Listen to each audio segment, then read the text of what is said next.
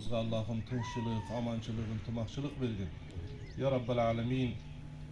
Kur'an'da özün aytkansın. İnna halaknakum min zekarin ve unsa. Men sizlerdi bir ata bir eneden jarattım. Ve cealnakum şuuben ve kabaile li ta'arafu. Men sizlerdi elderge, ulutlarga, urularga birbirleriňer menen tanışıp, birbirleriňer menen jakyn boluşuňa jarattım dep Allah Taala aýtdy. Allah'ım şul bergişibizdi, uşul jyýylışybızdy birimdikden, yntymakdan, jakşylykdan jyşany kılıp, uşul jakşylykdan toýu kılgyn. Allah'ım bardyk şu jerde oturgan tuğandarybız buga çeyin bir-birin tanybay jürgen bolsa tanışıp, birin-biri bağlabay jürgen bolsa kadyr barkyn bilip, mundan keyin urmattap syýlap jürüşdükdi.